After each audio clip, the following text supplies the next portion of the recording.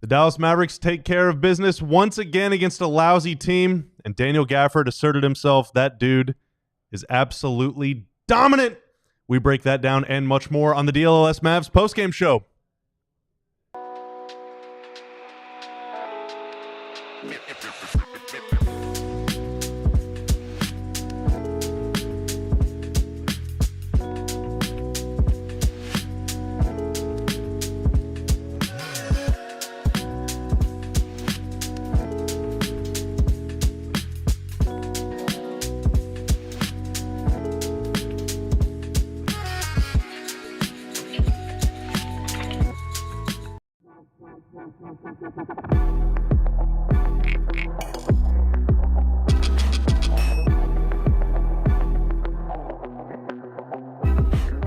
Welcome to the DLLS Mavs post-game show. After another resounding Mavs win against a bad team, Dallas takes it 132-108. The Mavs are absolutely rolling right now. We're going to break it down over the next hour. Be sure, if you're enjoying yourself, to like the stream. It would help us a lot. Hey, if you're listening on iTunes or Spotify, leave us a kind review. On YouTube, sub to the channel here at DLLS Sports. We crossed 12K recently, making the push to 13. Woo, woo, woo, woo. Going on here. Thanks for that support, Tim Cato. I'm Bobby Corella. Tim, what were the vibes like in the arena tonight? They were celebratory, easygoing. I don't think that there was ever really a chance or a moment where it didn't look like Dallas was going to do what they did. I mean, that first quarter wasn't that good, but it was fine. You know, Dallas trailed by 3, but then they righted the ship. They figured it out. Honestly, that was like I can't say C. I mean, they won by 30. That was a B to B minus performance from Dallas, and they just smoked them, which is what good teams do. Sometimes you don't have your A game when you're going up against a bad team. Sometimes you don't need your A game. It's fine. It's okay. And Dallas just went out there and they took care of business. Scored 40 in the third quarter to really pull away. They had their fourth string in with 9 minutes left in the game. Yeah. Which is a combination of Dallas was going to win this game, and Jason Kidd had confidence in him. He also did not have confidence that Portland's backups were going to make enough shots to. Nor should he have been. And he was right. He could not have been more right about that decision. This was a professional win. It was the kind of game that we were talking about. The offense carried, took them there, and they took them there on a night where. Especially early on, Luka and Kyrie were, not, just hitting everything. But that's what a good, when you're top 5, top 3 offense in the NBA, you have a lot of ways to score, especially against a team like this who has very bad defense. Dallas did that. We got Sarah in the chat checking in from the DART train. Hey, public transportation. Gotta love it. Wherever you're watching from, thanks for hanging out with us tonight. Over the course of the next hour, we're going to be breaking down the carnage that we just witnessed, maybe getting into some fun. Marc Stein is going to join us here in about half an hour. He put out some news recently that's making the headlines on the old tweeter about the Mavs what did he wanting say? Upgrades potentially in the front court, so we'll ask him about that and much more. In the fourth segment, I have no idea what we're going to talk about. We didn't get that far in the pre-show meeting, so we'll just find out whenever we get there. You tell us. What do you want us to talk about? In the meantime, easy dub. Like you said, the Mavs. Oh, Tanner, is your mic on? And I did. Sorry, I messed up. Tanner's cracked one. Tanner cracked All right, you gotta seal one. the can and open it up again. Go get another one. Oh, Chug this one. Yeah. Chug this one. Yeah, Go get another shotgun one. it. Just leave it on the Shotgun. 2. Yeah. Drunk doing the game. Perfect. Yeah. Tim, I agree that tonight was not a thorough A-plus performance from start to finish, and we kind of said the same thing after the Mavs beat the Wizards. The Mavs won that game by 36. I think it was 137-101. And after that game, I was like, yeah, I mean, they just played kind of well, and they ended up winning by 36. The next thing you know, and at halftime of this game, the Mavs were up, I think, 9 going into the break. It was 62-53. Ayton had 3 putback dunks.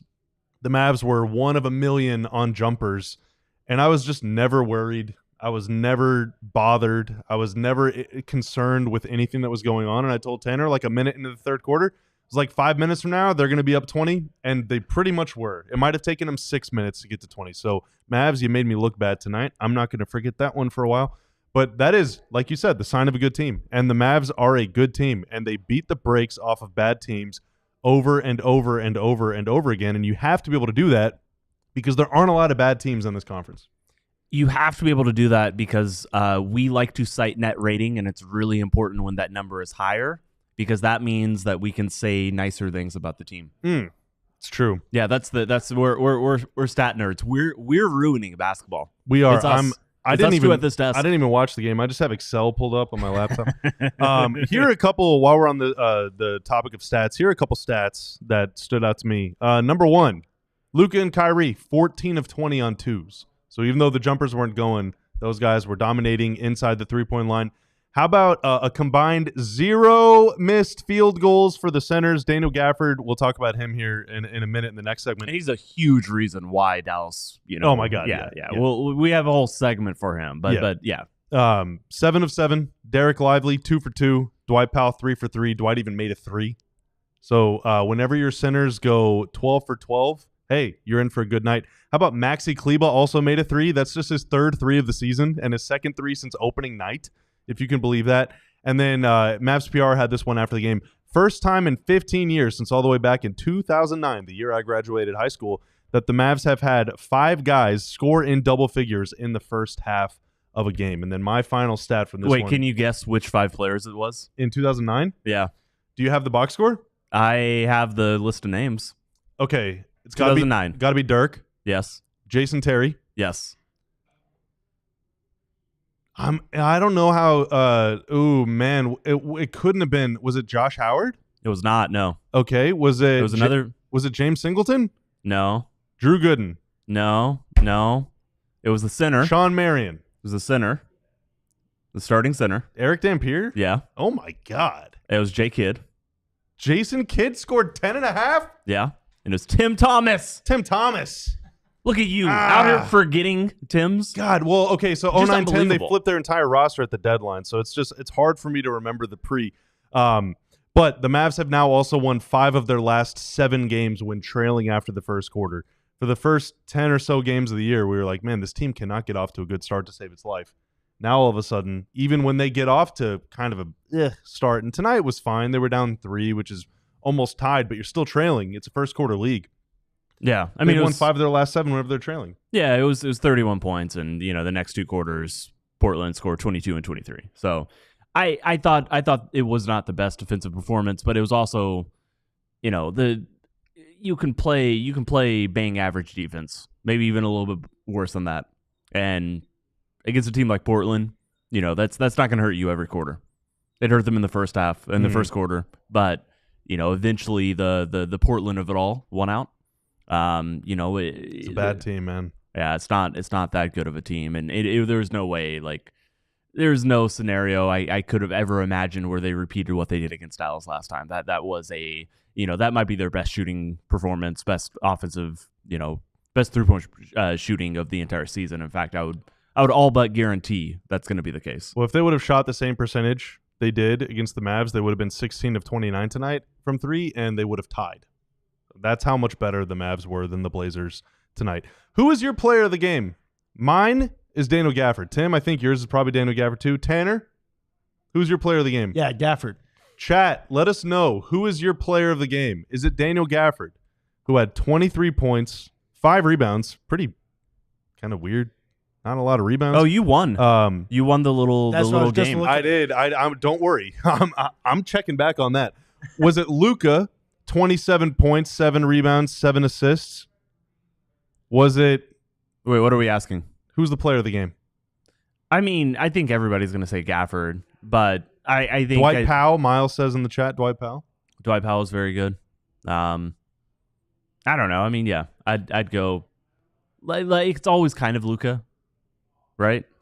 Kind of. Dude, tonight it was Gafford. I don't want to give the Gafford game away. We got a whole thing to talk about Gafford in a minute, but the game just changed whenever he was in there. So Klay's 3 away. I'm just looking through the box score myself. That PJ was his typical very good self on both ends. Mm-hmm. I like that. We were just talking to Luds a little bit about the post up, and it is a situational play. Offenses don't run through the post up. But I really like when he picks his spots, finds moments to do it. I thought Kyrie was very decisive. Like he knew he could get to the rim. Chose his spots. It does make me a little sad when his fancy highlight layups don't go down. You got to make those. Even like one he got got fouled on. One he got fouled on, but it makes me sad because I worry that we're just going to see less of those. Like he's at the point of his career where like you become an efficient, dominant, player who's capable of highlights, but your entire game is not based off highlights. Like being a highlight machine is a young man's game, I fear. So that just kind of makes me sad. I don't like thinking about that. You cannot bemoan mortality. You must embrace it. You sound like Dwight Powell. And Kyrie still did the best that he could despite the circumstances, despite his advanced age, 20 points on 7 of 14 shooting, a team best plus 30. Oh my God. Yeah. So kind of here's the deal, man. Like normally in the first segment of these post-game shows, we talk about how great the game was or how much that loss sucked. Tonight was so in hand. It's like they have just really made a habit, Tim, of just destroying bad teams. And I don't mean like winning all the games by like 5 or 10. This season, the Mavs are now, after tonight's game, 8-2 against teams that are currently below 500. They've only played 10 games against teams that are currently below 500. Yeah. They're 8-2 in those games. I think all of those wins is by double figures. So it's almost like, and especially, coming up, you're playing a Minnesota team. We'll talk about that game later too, but it's a day game 2 days from now, so it's almost like a back-to-back. So it's really nice to look at the box score and see your leader in minutes played being Luka at 29 minutes and 47 seconds. Like, they really just, in ways that I don't think any other Luka-era team has, they just completely annihilate teams that have no business being on the court with them. Yeah, and again, I want to talk about Daniel Gafford so bad. We're going to get to that next segment. Can't do it.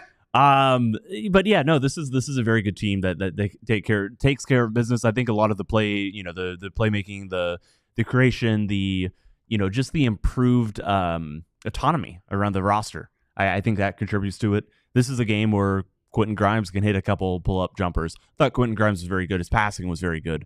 I thought he made some really. I loved the one where it was he caught it in a spot up situation, instantly drove, took one dribble, swam over a defender, and then hit Daniel Gafford for the dunk. Mm-hmm. That was a very, very cool. It's a Josh Green-esque kind of play. Yeah, but somehow he inspires more confidence that he can do that more often. Like it's a more replicable thing for him. But yeah, it was very Josh Green.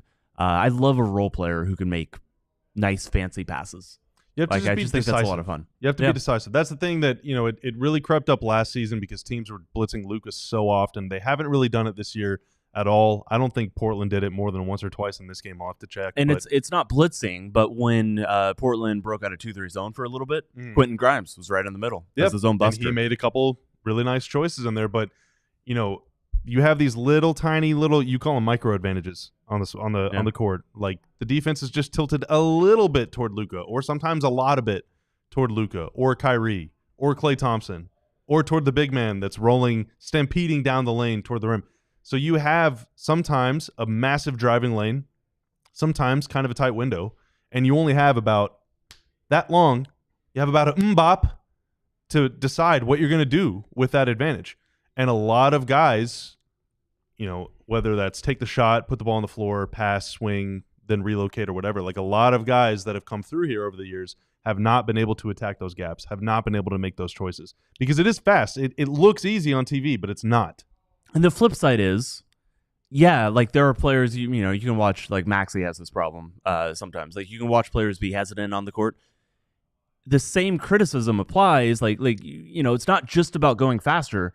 That's when you're saying, well, that this guy's out of control. He doesn't know what he's doing. Like it is a skill, and it's not just a matter of play faster and it will work. I don't know if anybody's truly saying that, but it's not just play faster and it works. It's you have to have the court awareness, the basketball IQ, and couple that with decisiveness for everything to kind of click all at once to be able to make plays like that. Controlled aggression is what it's all about. All right, coming up next, we are going to talk about a guy that was very dominantly under control and very dominantly aggressive in Daniel Gafford, who is our pick for player of the game. And based on chat, I think that's y'all's pick as well. And then after that, Marc Stein is going to join us to give us a whole lot of news and a whole lot of rumors and a whole lot of juicy goss. Coming up next on the DLLS Mavs postgame show. But first, Jeremy Grant, I got a bone to pick with you, buddy, because you did not live up to your expectations. I thought he was going to score. It was either 13 or 14 points tonight. Jeremy Grant had a terrible game. He scored 3 points on just 1 of 7 shooting. And so I ended up losing my sleeper pick. I'm not going to heap a bunch of blame on Spencer Dinwiddie, who only scored 3 points as well and also failed. It's more fun to do that with your least favorite players. Because on Sleeper, you can pick whether your favorite or least favorite players will produce more or less than their projected stats in a game, and you can multiply your winnings all the way up to times 100. And you better believe yesterday during NFL Sunday, big day in fantasy season for your boy, I picked all my guys, and I came this close to winning a lot of cash. It's so much fun. It is so much fun. And if you think you have what it takes, new users can download the Sleeper app and use the code DLLS Mavs to get $55 in free entries when you play in a $5 contest. Apply to any contest. Terms and conditions apply. See Sleeper's terms of use for details. In this world, in the studio, we love Empire Today, who provided our flooring throughout the what are we calling the studio? Have you come up with a name with it yet? I haven't come up with a name. I'm going to workshop it over the holidays. Well, the reason we love it is you get shop-at-home convenience, the right products for your needs. You get quick and professional installation, and you get a low-price guarantee. We also love their virtual floor designer. It's a great way to see how new floors will look in any space. It's easy. Just snap a photo and instantly see how new floors will look in your room. Shopping for floors at big box stores can be frustrating. But flooring is all Empire Today does. They live and breathe flooring, so you can be confident you're getting honest, upfront advice. Schedule a free in-home estimate today. All listeners can receive a $350 off discount when they use promo code DLLS. Restrictions apply. See EmpireToday.com/DLLS for details. We are back for the DLLS Mavs postgame show. Bobby Corelli here, joined by Tim Cato and Tanner on the mic. Tanner. Hey, what's up? You hand-tracked what was going on before the show. Whenever I said, hey, Portland is the worst defensive rebounding team in the NBA, who is going to lead the Mavs in offensive rebounding? You wrote down our choices. I did. Explain what happened here. Why am I getting a wrestling belt engraved with my name and family crest here right now? Well, that would be because I said Daniel Gafford. Tim said PJ Washington. And tried to change it to Luka, but we didn't let him. Doesn't matter, though, because you said Derek Lively, and you were damn correct. right I did. Thought we were talking about the other center. Daniel Gafford had 1 offensive rebound. PJ Washington had 1 offensive rebound. You could add Luka to it too, Tim, and you'd still lose because Luka only had 1 offensive rebound. Derek Lively had 3 offensive rebounds. But Lively wasn't the story of the game, even at his own position. Because Daniel effing Gafford said rent is due, little buddies, and turned every single Portland Trailblazer into a little ant, piled them all up in one little area, and then stomped on the Empire Today flooring to the tune of 23 points on 7 field goal attempts, 9 of 14 from the free throw line. He was an absolute beast down there tonight. He's just so good in these situations. I saw him do a crossover. I was unaware that you know, I just never expected him to dribble like that. I kind of like it a lot. It's a lot of fun. He is just such a physically dominant force. When you do not have an athlete his size,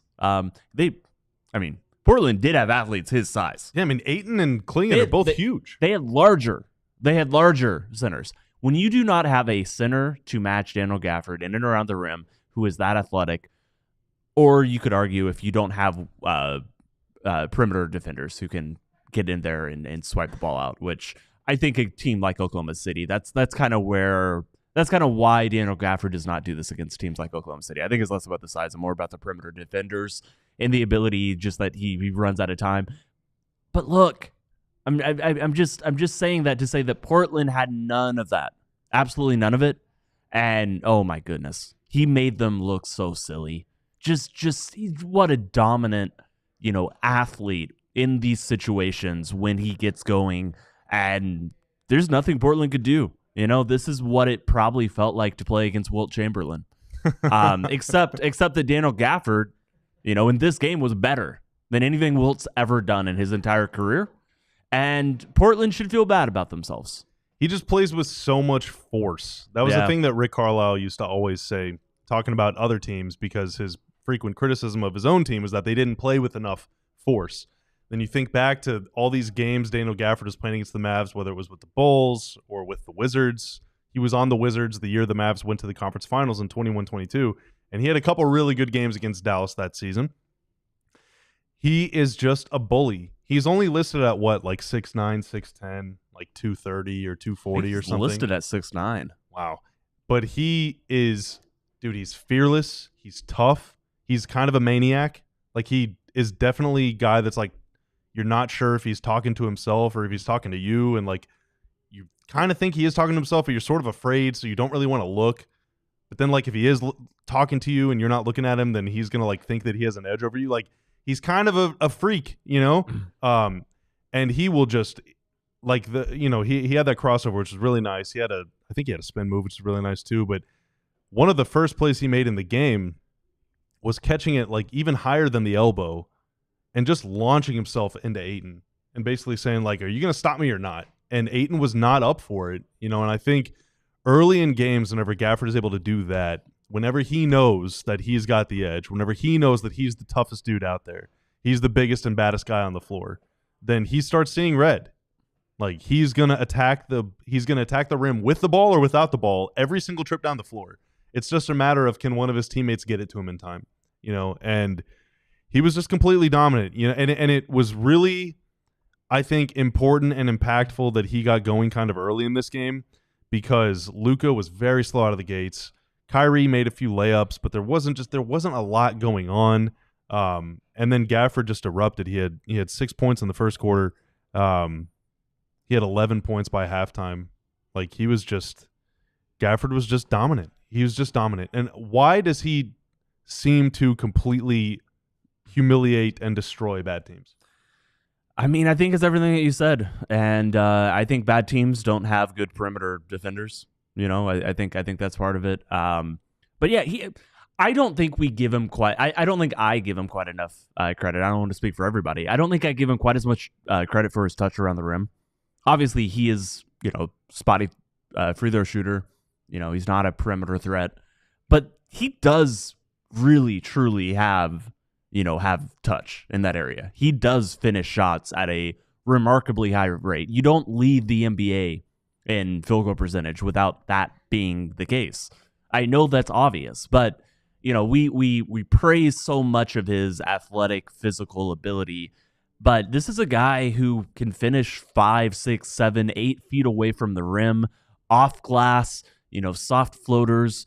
I think there are shots in that area that Derek Lively is better at, but and maybe that's where I'm not downplaying his touch. I don't think anybody downplays his touch, but maybe that's why we see Derek Lively with the soft floaters. But that's the funny thing. Daniel Gafford has touch on hard shots. Like, even when he's going up, like, he is throwing a bank shot in, but he's doing it, and that is touch right there. That's not an easy shot either. It's just funny. Like Derek Lively very much is a just kind of leave it on the rim to fall right in, and so he plays. He shoots. Not directly at the rim shots, kind of like he plays, and I think Gafford does too. But they're both very good at it. And Gafford's other secret ability is he is only listed at 6'9" or so.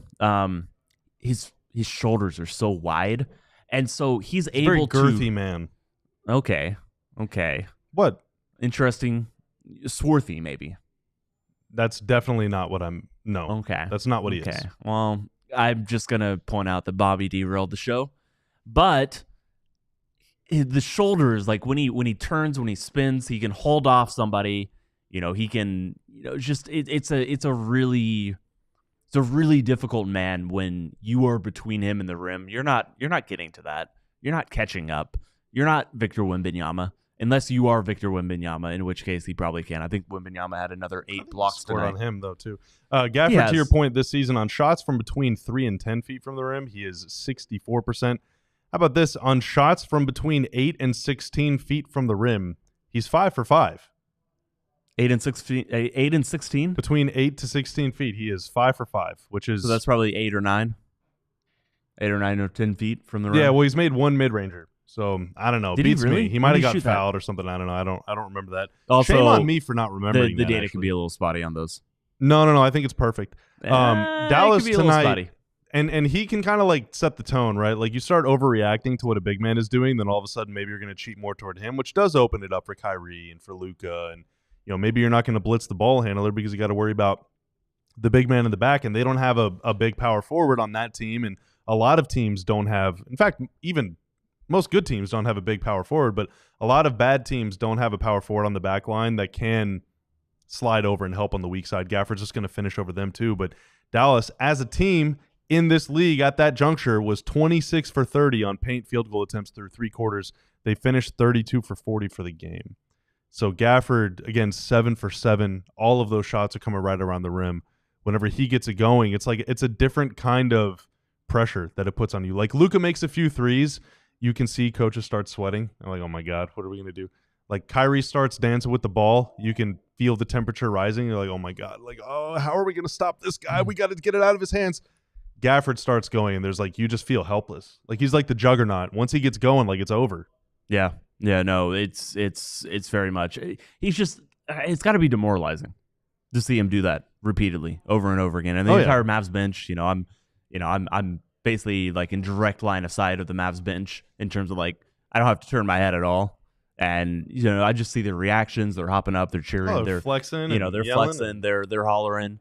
I'm sure they're degrading, and I would like to bring back up the question I had on the pregame show, which is how many throat lozenges, how many cough drops does Daniel Gafford have after every game? Because I think this might be 1 or 2 more than his usual dose.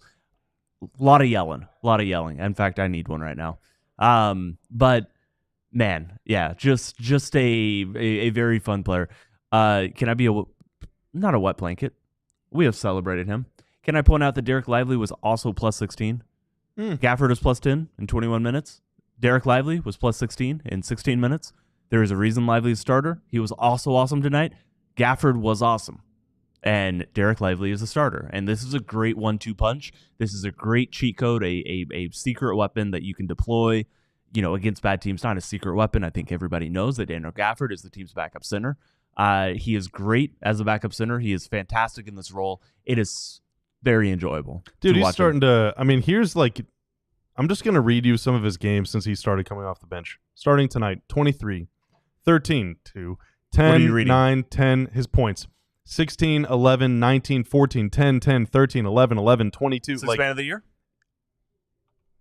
I think you're going to be hard-pressed to give 6 man to a big, like a true big, like a natural big, not a Nas Reed style big that can shoot too. Or a Bobby Portis. Yeah, or Bobby Portis, where like, yeah, he's a power forward, but he shoots and he kind of does a little bit of everything. But like, man, Gafford is like, he changes the game a lot. Now there are teams that just have his number, but if you don't have the stretch big, Kevin McHale won it. Yeah, man of the year 40 years ago. So yeah, so if you don't have the stretch big that pulls him away from the rim on defense, Montrezl Harrell won it. And if you don't have he is basically the modern. That's true. Yeah, Montrezl Harrell it kind of is. Yeah. Yeah. Yeah, and if you don't have the defense that can kind of mitigate that stuff around the rim, then yeah, you're going to be in for a long night because like you're going to be worried about Luka and Kyrie, and then all of a sudden some 6'9" dude is going to be screaming and thumping his chest and raising the roof like I did at the beginning of this show and just screaming at everybody in the building because he's going to be throwing down dunk after dunk after dunk, and you are going to end up on a highlight reel. You don't want to end up on a highlight reel. Rest in peace. Yeah. Coming up next, we're going to be joined by the GOAT. Detlef Shrimp. Detlef was a 3-man, but that's all right. They're listing him as a power forward here. Cliff Robinson? He was a stretch 4, but this is the 90s. Cliff Robinson? He was a small forward. Cliff Robinson was a 4, yeah. Okay. Coming up next, Marc Stein is going to join us, and we're going to find out, are the Mavs making a trade or not on the DLLS Mavs postgame show. But first, get ready for the season ahead with quality shades built to last. The sun is still shining here in Dallas, Texas. Even though it's winter, it's not cloudy like it is the rest of the world. You're outside, you still need a pair of shades from our friends at Shady Rays. They have you covered with premium polarized shades that won't break the bank. Shady Rays is an independent sunglasses company offering a world-class product rated 5 stars by over 300,000 people, and they have hundreds of options to choose from, so you're bound to find the perfect pair to match your style. Hey, they probably even have several pairs in your favorite team's colors, whether that's the green or the blue or the silver or the whatever court the NBA Cup court was, or whatever color that dark blue is. They got it all. And if you don't love your shades, exchange it for a new pair. And hey, if they take an unexpected hit or you lose them, they have the best, most insane protection in all of eyewear. Every pair is backed by lost or broken replacements. So what are you waiting for? Exclusively for our listeners, Shady Rays is giving out their best deal of the season. Head to shadyrays.com and use code DLLS for 35% off polarized sunglasses. Try for yourself. The shades rated 5 stars by over 300,000 people. Saturday Neon is my favorite tied for my favorite company, along with all of the other companies that sponsor us. And it was started by two college friends. They make officially licensed collegiate logo LED neon signs, perfect for your home, office, dorm room, fan cave, or bar, or sports studio. Which university would we choose? UT Dallas. That's wrong answer, but Go you Comets. did try. You did try. Unlike traditional neon, these LED signs won't break or shatter, but they will still give you that classic uniform glow that you know and love. LEDs last up to 100,000 hours. That's a lot of hours. So you'll be enjoying your sign for years to come. They're super easy to install using provided hardware or with 3M command strips. Head over to SaturdayNeon.com and use code DLLS for 10% off your favorite sign. It is the DLLS Mavs post-game show. If you're enjoying yourself so far, please leave a like on our YouTube stream. It would help us a lot. Sub to the channel. Hey, 5 stars, rate, review, tell a friend on iTunes and Spotify, wherever you get your podcasts. We appreciate you hanging out with us here on what day is it? Monday night. There's more than 200 people in here hanging out with us, reveling in the afterglow of the Mavs 132-108 throttling of the Portland Trailblazers. And now, Tanner, is it now the time? Is it time? It's time to dial up the Stein line with our buddy Marc Stein, looking dapper as ever. Mark, how's it going, man? Gents, I'm good. Big night for Bobby Carella. The Mavs win easy. Big night for me. The Buffalo Sabres won a hockey game Hey. after 13 straight defeats, so everybody's happy. So that's why you're glowing so much. Is that a rare sight for the Sabres to win? Well, as mentioned, they had lost their previous 13 games and have the longest playoff drought in the NHL at 13 years in a row. So even you being there in person couldn't fix it? They took a very painful 3-2 overtime loss in Winnipeg when I was there. And they will be in Dallas on December 31st, New Year's Eve. My Sabres lone visit to town. And you can be sure that game time will be employed to put me in the house. Game time? Mark, before we get to the juicy stuff, Tim and I just spent 15 minutes talking about why Daniel Gafford just beats bad teams so badly all the time. But that's kind of a team-wide trend now. I mean, the Mavs just beat down bad teams. Like, that's just kind of what they do, isn't it? This was a Christmas party tonight. That's really how it felt. I heard Tim in the last segment talking about the bench. It was the whole second half was just giddiness on the Mavs bench, celebrating all kinds of stuff. I mean, it was just a very happy group tonight. I mean, literally, guys were just flat out smiling and just living it up in the second half as they steadily pulled away and had an easy night. And there are not many easy nights in the Western Conference. So I think they enjoyed this one greatly. Obviously, Luka comes back pretty much without a hitch, I would say.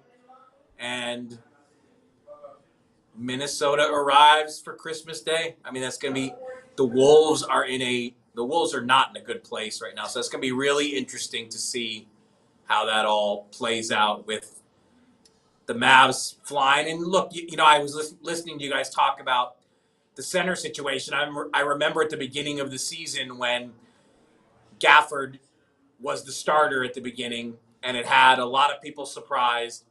And there was kind of a sense that part of it was maybe this is being done for Gafford's psyche because being the starter fuels him to some degree. But the way it's flipped now, I mean, Gafford has really embraced coming off the bench and has just been fantastic as the backup center. And look, the starting lineup that the Mavs have out there tonight, they're 6-0 when those five start together, and they're racking up big numbers as a fivesome. So I think the Mavs are very happy with the way that the centers are lining up right now. Klay tonight was wasting no time getting shots up, especially in the second half, because he's approaching a pretty cool milestone. He needs now, if my math is correct, 3 more threes to pass Reggie Miller for 5th most in NBA history. I'm assuming that most of our viewers were around to see Reggie because, I mean, he was playing into the mid-2000s. But for those who weren't, or for those who might not remember too much about Reggie Miller, how wild is it to you as a longtime basketball lover, a student of the game? You know, you probably covered Reggie for a very long time. How wild is it to see Klay about to pass him? Reggie was one of my absolute favorites to cover. Not just a great player, but a great talker. And, that Pacers-Bulls playoff series when the Pacers took the MJ Bulls all the way to 7 games. I believe that was the last year of the Bulls' second three-peat. That was as good a playoff series as I've ever covered. I would put it up there with, I've always kind of said Mavs Spurs 06 second round was probably just the best pure 7-game series that I've had the privilege of being there from game 1 to game 7. But that Bulls-Pacers series is in the discussion for sure. And obviously number 31 here, the first thing you think of when Klay Thompson takes that jersey is Jason Terry, part of the Mavs championship team in 2011, and did so many great things in that number 31 jersey. But the truth is, I do think Klay's inspiration for choosing 31 here was Reggie Miller, and someone who both Klay Thompson and Steph Curry have a lot of fondness for. And, I've always said it, Klay is such a great shooter. His misses are beautiful. I mean, he's just that good, that pure a shooter. And I was, as I often do after games, I'm kind of in the hallway trying to visit with people from both teams because obviously I'm not around the Blazers a lot. So I wanted to see Chauncey Billups postgame. I wanted to see Denny Avdia postgame. So I didn't get the chance to chase after Klay. I don't even know if Klay made it to the interview room. So I don't have the answer to this, but I'm just curious if you guys saw it. He had that open wing 3 in the third quarter where he had time to bounce it, get it, put it on the deck, swish, Blazers call timeout, and he gave a very vociferous fist pump in that moment, double fist pump after he drained that shot when the game is not at all in doubt. And I would have just loved to have heard the explanation why that particular 3 was so important to Klay Thompson, but alas, I did not get the chance to ask that question. Maybe we will get that. The camera did catch him after his second 3 of the game, looking at somebody in the crowd and saying 4, doing like 4 more kind of thing. Because at the time, he would have needed 4 more to pass him. So I think he knows. He knows how many he has, that's for sure. But it was like on the one I'm talking about, like, had he missed the last couple when he had so much time that he had enough time to take a rhythm dribble, and then, I mean, he was just unusually pleased with himself for swishing a wide open 3 in a game that the Mavs had broke open by that point. But, Klay he is very intense. So, whatever was going on in that moment, he was deep in the moment for sure. Mark, can you settle a debate for us? So I said going into the break that you're going to give us some of the latest goss, short for gossip. Kevin Gray, who's supposedly on vacation, is in the chat right now hanging out with us, and he says that nobody says goss, even though Tim also said it's a very popular abbreviation. So I just want to ask you, the most popular. the most popular. Which So I just made up. I just want to it is ask very you, popular. do you say goss? Have you ever heard people say goss? I have to say I very much use goss, and it's kind of an eternal thing. Like when I make notes to myself, I will make a note and email it to myself and even put in the subject line goss. But I think the fact that I use it means it is very unhip, not cool, and probably not being used frequently. And very I interesting. really use that because I hate when trade talks or trade discussions that I report. I hate, like, old school journalists do not want it called rumors. It's not rumors. You know, rumors implies fake. Like, if I'm trying to write a story about it, I take it very seriously. I'm getting it confirmed by multiple sources. But I think the reason I can't, it's an England thing too. You guys know I spent a bunch of time in England and I'm a huge soccer fan. And it's like somewhere in England, Boss of the Goss came out, or I don't know. So that's my long-winded way of saying yes, I definitely do use that abbreviation. So then what is the state of the situation with the Mavs? Because earlier today and over the last couple of days, I know in your newsletter on your Substack, you reported that the Mavs are at least exploring the possibility of trying to pursue some front court help. That was making the rounds on the old tweeter today. Is that something that we should expect to see? Are they aiming at like an all-star? Are they just looking for depth, or what is the situation as far as you can tell? Well, look, I mean, they are very limited in what they can trade away. They like the team they have, so I mean, they don't want to send out, a key member of the rotation. I mean, exploring their options, that's exactly what you would expect them to do. I mean, the whole Mavericks front office was in Orlando at the G League Showcase, so I saw them all together. Nico, Michael Finley, Matt Riccardi, Andrew Baker, they were all there. So I do think the Mavericks are known to be looking. I don't think that there is like anything imminent, but out of the three of us, I think it's you who used this line more than anyone. The next trade deadline that Nico Harrison doesn't make a trade will be the first. Yep. So you always expect the Mavs to be on the lookout. And again, I think it is known that they would like to, if they can strengthen the front court, they would. But, oh my goodness. Keep it down. See you. A certain number 77 says I'm being too loud with my commentary here on the podcast. Ask him how he's doing. Normally I shut the door, but today I failed to shut the door, and I paid for that. Just widen the shot. Zoom out. Let's get Luka on the show. He's gone now. He is now in his own press conference, and I'm sure he'll be asking, where is Tim Cato? Why is Tim Cato not asking any questions?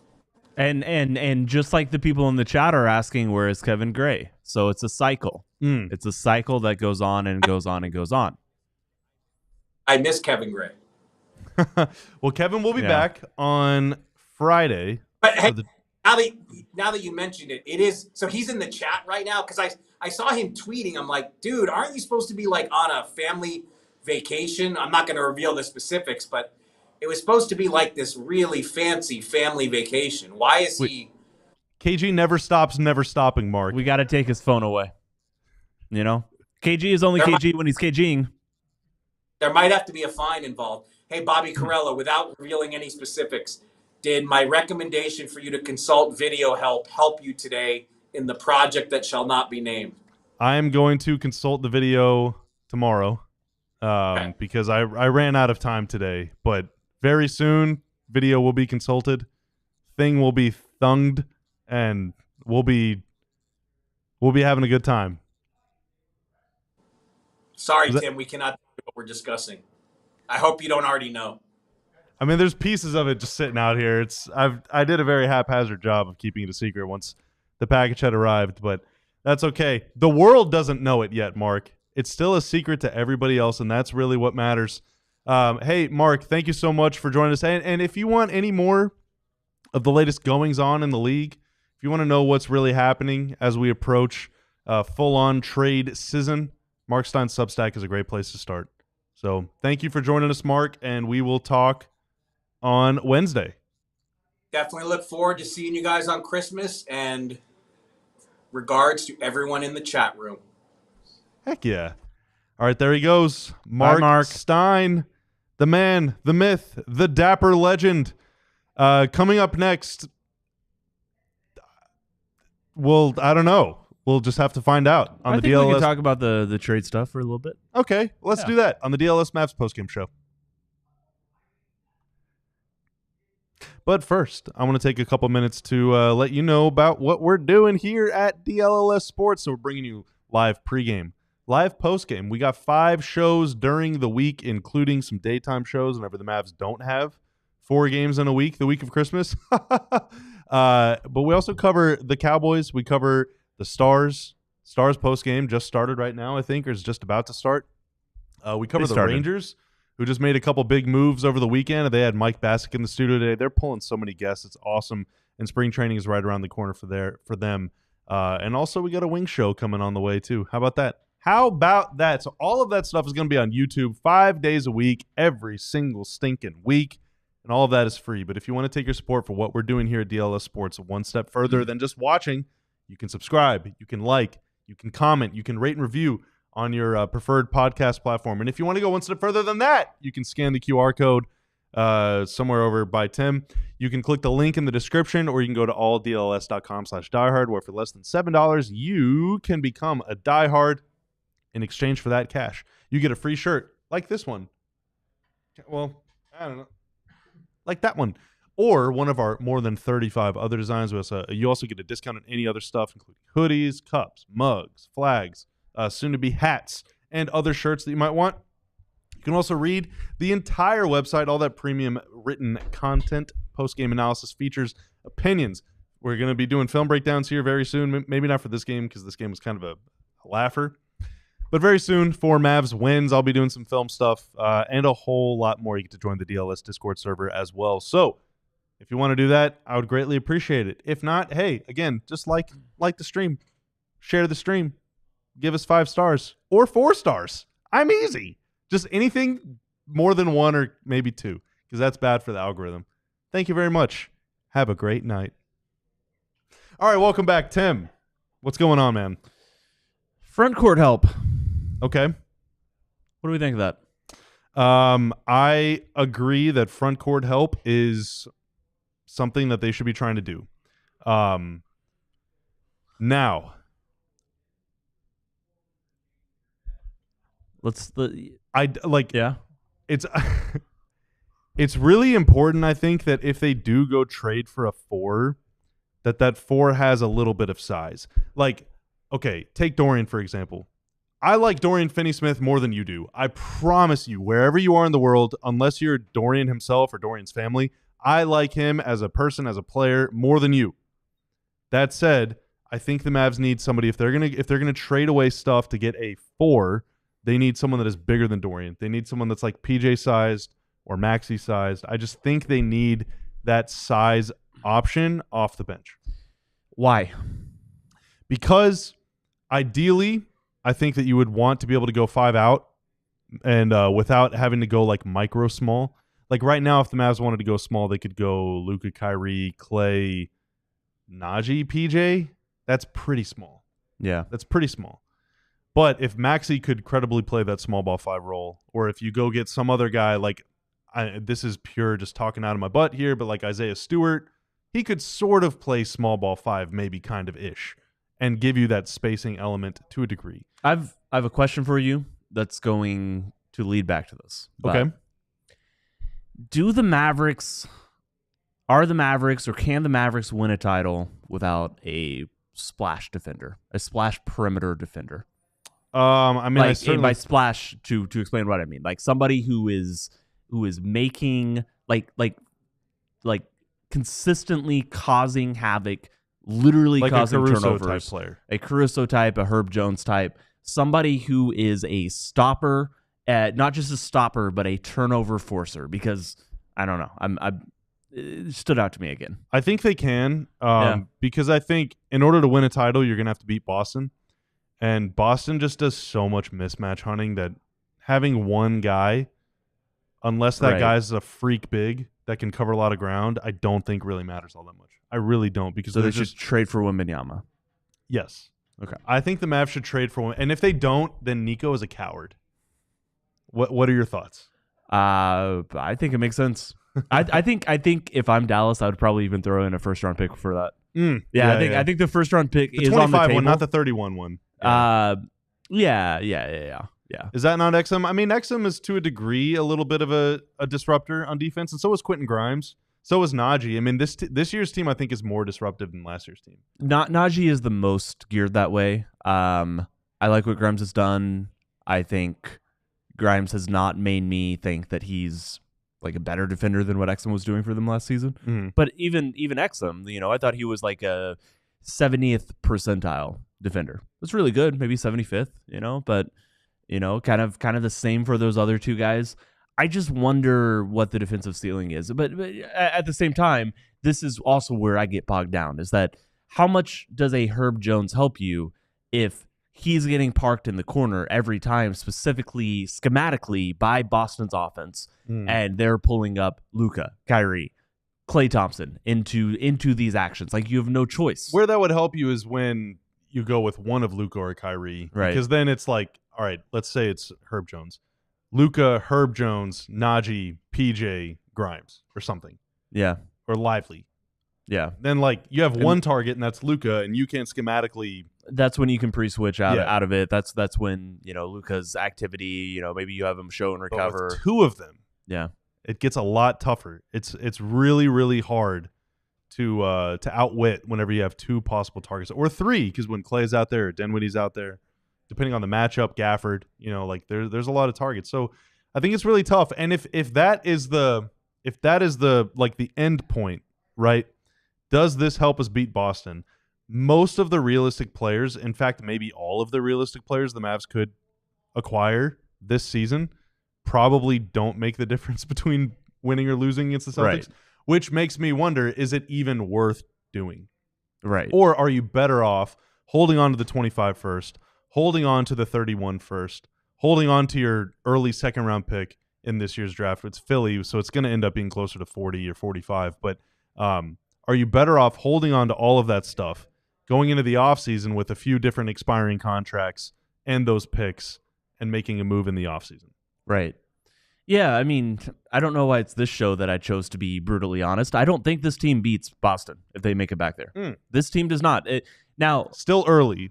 There's so much that can happen. Like, if you make it to the NBA Finals, obviously we thought for a second that Kristaps getting hurt with a unknown Area 51 injury that nobody had ever heard of in their entire lives. Yeah. We thought that would swing the entire series. We thought there was a chance at that.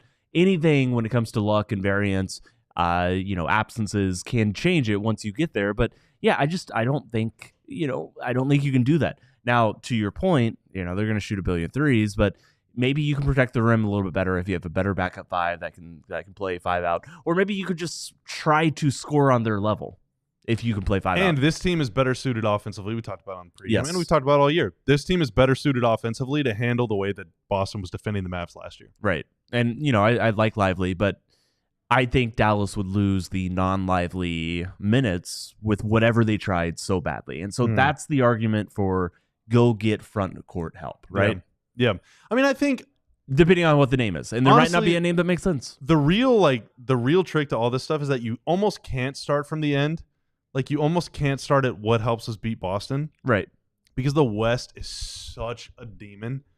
And, right now, Minnesota reeling. Denver is, the DNVR Nugget show has like a we back meter, and it's just always like up and down. Phoenix can't win to save their lives. Golden State is going through it. The Lakers are just kind of whatever. Like, there's a lot of teams in the West that seem to be sputtering right now, but it's still early. But you got to win 3 really, really tough series just to get to the finals, including beating OKC. And you kind of need a different collection of players or a different style to beat OKC than you do Boston. So it's almost like you can't think about Boston. You have to think about the other teams that are right in front of you. And you have to think about making the top 6. You have to think about being top 4, potentially being higher than that. And in order to do that, you do need depth. You do need quality defenders because throughout the regular season, teams aren't going to game plan for you specifically. So if a guy like Herb Jones or if a guy like Larry Nance in chat people are talking about, or if a guy like, any number of other players that the Mavs could quote unquote realistically trade for helps them do that, then I guess I'm in. But what I really don't want to do is, I'll just say it. I don't really want to trade 2-1s for Cam Johnson. I don't think that helps you beat Boston. I'm not sure that helps you beat OKC. And once you trade 2 picks, you can't trade any picks again for a very long time. So, the most extreme sort of all-in move that they could realistically make is something that I think doesn't get you there and also hinders you a little bit. Where would he play even? Just hypothetically. He's coming off the bench and playing 25 minutes off the bench? Yeah, he's basically Klay. Yeah. In the Mavs offense. Spot up, move off screens a little bit, run the floor. Right. And, you could have both of them on the floor, and that'd be great. He's a really, really good player. But a guy like Cam Johnson, a guy like Kyle Kuzma, who I know Mavs fans hate or whatever, those kinds of guys are really, really good, but I don't think they are. And Marc Stein said they're not looking the Mavs at aren't interested. Yeah. in Kuzma. Yeah. But I'm just saying him. It, yeah. I'm just saying him because he's going to be tossed around. Right. A guy like Jeremy Grant tonight, we saw Jeremy. You think Jeremy Grant, the guy that we saw tonight, is helping you beat Boston? Yeah. Hell no. Yeah, so it's really tough. I think, and those guys will cost at least 1-1, if not 2, or if not a 1 and a 2. I'm man, I just think that those might be better served for the offseason whenever you'll have Maxey as an expiring, Gafford as an expiring, PJ, if it comes to it, God forbid, as an expiring, Hardy into his contract, Quentin Grimes able to be signed and traded. Sign and traded? Yeah, it's like attorneys general. Huh. Signs and trade. Signs and Signed and trade. You have a lot more ability to stack some stuff together that could kind of be interesting and make a really, really big move if that's what you want to do. But I think the long and short of it is this team is so effing good right now. It's why even think about messing with it? No, 100%. This is an amazing team. If Boston is really that good, I think we both think they are. There is some matter of hope they have bad luck in the finals. If you're a team hoping to get to the finals to play against them, hope they have a lot of bad luck. Hope that some other team knocks them off on the way, and then you have a different opponent when you get there, or wait for them to break it up because that's coming. Has to be. another maybe this summer, maybe next summer. Right, it's gonna happen. And then the other thing you said I wanted to hit on, just the difficulty of all this is that you said you can't start with Boston. You're 100% right. You're what makes you better? What gets you to the number 1 seed? What gets you to a better record? So maybe you have home court advantage. And it's hard to juggle both those things because you can look at Daniel Gafford and say, this is one of the very first comments we got. You can look at Daniel Gafford and say, he wasn't very effective against Boston in the finals. Would he be very effective this time? Would you prefer, if you don't think so, would you prefer his minutes to go to somebody else? Mm-hmm. Quite possibly. That's what the Mavericks front office is thinking. That's how they assess him. But if you're, he is so good in the regular season. He's such a good player. There are just matchups that he doesn't make sense for. And so are you taking maybe not even a step back, but are you slightly decreasing your chances to win games in the regular season to slightly increase your chances to win against one specific team? Yeah, maybe two in OKC, but but maybe not Gafford.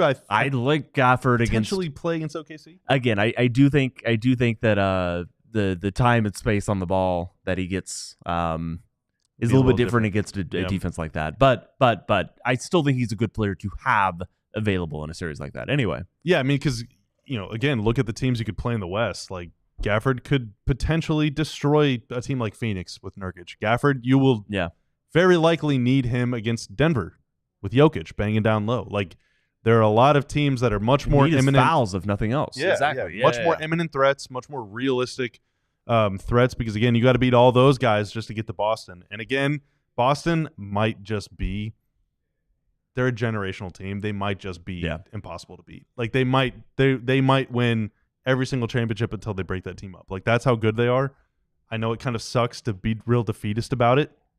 Even the Warriors lost the year they won 73. This year's Boston team has more talent than that year's Warriors team. Like, this year's Boston team is freaking incredible. But anyway, it is what it is. And Miles, I agree. I think Nance is the name that makes the most sense to me as well. So he's a good player. He's a good player, and he would be good in that series, and he would be good in a lot of series. But a lot of other teams think that about him, and so the price on that guy will probably be more than it should be, or more than it could be. But hey, that's why they make the tough choices, and all we do is sit here and talk about them and evaluate them from the comfort of our armchairs. Hey, Tim, thanks for joining me today. Happy to. Hey, Tanner. Yes. Thanks for saying into a microphone that I was right. I kind of had to. You didn't have to. You didn't have to. No, Tanner. Fact. Tanner, you never have to do anything this man says. I didn't say to do I it. give you permission. I didn't command. You have my permission. I didn't dictate. I didn't issue an edict. But he did get the prediction right. So well, you could have lied. I did. I could have lied. Yeah. Yes. Okay. You're not the journalist on the show. You can lie. I absolutely did. That's going to do it for us here on the DLLS Mavs postgame podcast. For Tanner, our producer, for Tim Cato, for Marc Stein, for Kevin Gray in chat, for all of you. There's 270 of you still hanging out with us. It's 2 nights before Christmas. Thank you so much for hanging out with us tonight. We will be back with you on Christmas Day at 12:45 p.m. Central Time. All right, 12:45 p.m. It's a 1:30 tip-off. We will be back with you right in the middle of the day on Christmas. You want to hang out with us, that's great. If not, hey, you can check out the pod later. You can check out the pod later in the night, and but if you're going to be spending time with your family or whatever it is, not what it if is. You really care about no matter what you do this holiday season, whether you celebrate Christmas or whether you celebrate something else or whether you don't celebrate anything at all, whether you'll be with your family and loved ones, whether you're going to be with your spouse, whether you're going to be by yourself, hey, I hope you have a wonderful and safe holiday season full of love, full of good times, maybe some good food, and hopefully a good Mavs win. And we'll be back with you to get you ready for Mavs and Wolves on Christmas Day. That is December 25th, 12:45 p.m. Until then, again, sorry, really bad time to need a sip of something. Until then, shut up. We'll see ya. Nope. Tim, Tanner, Stein, KG, I love all of you. I'm Bobby. Bye. We all silly like the mayor.